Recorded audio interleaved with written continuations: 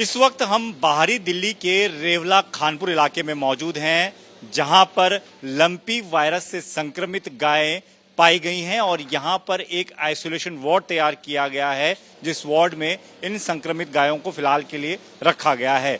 तो ये रेवला खानपुर का जो इलाका है, ये आउटर दिल्ली का इलाका है और जिस तरह की जानकारी मिली है कि दिल्ली में 173 गायें ऐसी हैं जो कि लंपी वायरस से संक्रमित पाई गई हैं, लेकिन इस रेवला खानपुर में 40 गायें ऐसी हैं जो कि संक्रमित हैं और इनको इस आइसोलेशन वार्ड में रखा गया है। अब आपको दिखा देते हैं कि किस तरीके का ये वार्ड तैयार किया गया है। तस्वीरें आप देखिए कि यहाँ पर साफ सफाई का विशेष ध्यान रखा गया है, क्योंकि जो मच्छर हैं, मक्खी हैं, उनकी वजह से ये जो संक्रमण है वो एक गाय से दूसरी गाय में फैलता है। तो ये तस्वीरें आप देखिए कि यहाँ पर कितनी साफ सफाई जो है वो की गई है। इस वार्ड को स्पेशल तैयार किया गया सिर्फ संक्रमित गायों के लिए और यहाँ पर लगातार छिड़काव भी किया जाता है ताकि जो मच्छर हैं, मक्खी हैं, उनको दूर रखा जाए। अब आपको वो तस्वीर दिखा देते हैं कि जो गायें संक्रमित हुई हैं इस लंपी वायरस से, वो यहाँ पर रखी गई हैं। करीबन 40 गायें हैं और ये तस्वीर आप देखिए तो आपको शरीर पे, जो गाय के शरीर हैं उन पर आपको निशान दिखाई देंगे। जिस तरीके के दाने शरीर में अक्सर निकल जाते हैं उस तरीके के दाने हैं,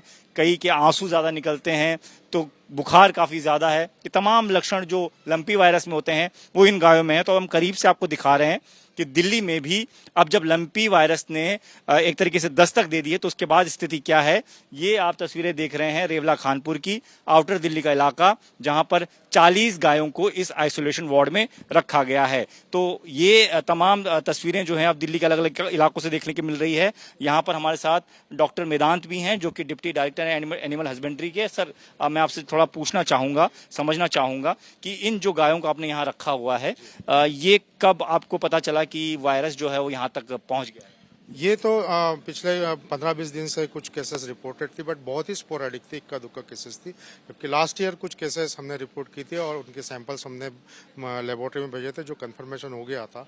बीमारी बहुत ज़्यादा पुरानी नई बीमारी पिछले 2-3 साल से ही है यहाँ पे दिल्ली में। अदर स्टेट में इसका फैलाव ज़्यादा है, मगर दिल्ली में निग्लिजिबल है, बहुत कम नंबर्स पे है। और हमारे पास इस वक्त ये जो भी एनिमल्स है, ये सारे एमसीडी ने राउंड अप किए हुए एनिमल्स है, ये किसी के इंडिविजुअल नहीं है जो बाहर में भटकते हैं।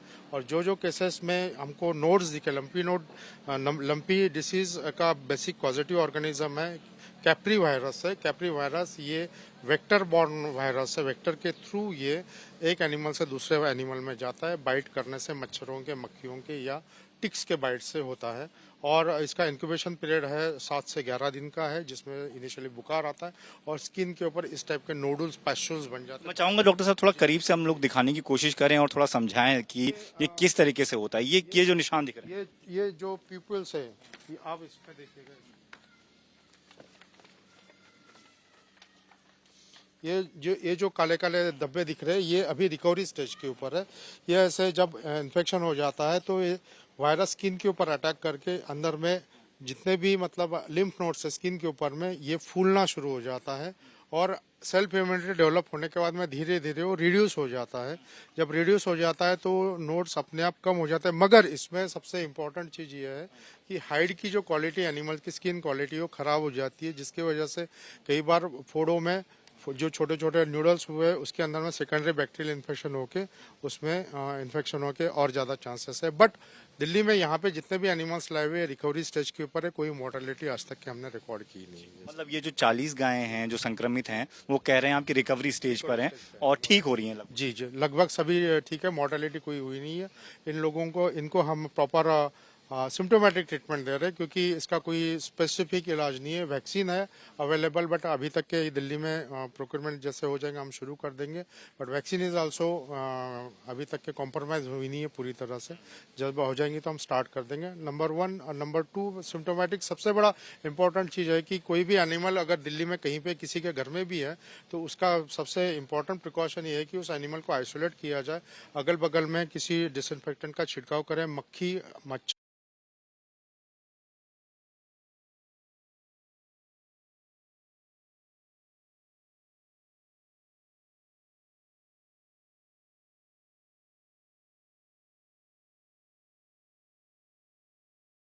मच्छर और टिक्स का केयर करें, क्योंकि ये बीमारी बेसिकली से। दूसरा ये है कि इनकी जो खोर है, इन्फेक्टेड एनिमल का खोर और हेल्दी एनिमल का खोर एकदम अलग रहेंगे।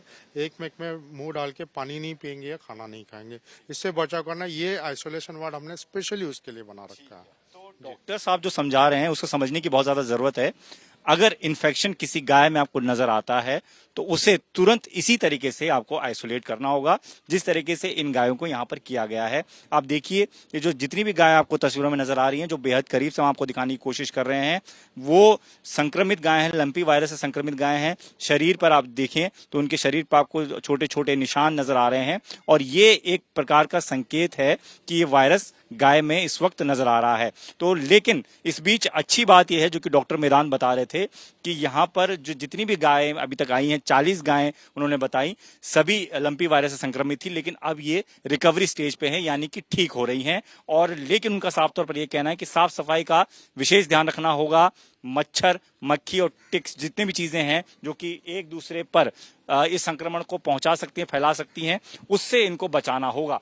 तो ये जो आइसोलेशन वार्ड दिल्ली सरकार ने तैयार किया है, एनिमल हस्बेंड्री डिपार्टमेंट ने, वो कुछ इसी तरीके से तैयार किया है कि जो ठीक गाय हैं, जो संक्रमित नहीं हुई हैं, उनको फिलहाल अलग रखा जाए, और गौशाला में उन गायों को अलग रखा जाए जो फिलहाल संक्रमित नजर आ रही हैं। कैमरामैन अजय तिवारी के साथ दीपक सिंह रावत, एबीपी न्यूज, दिल्ली।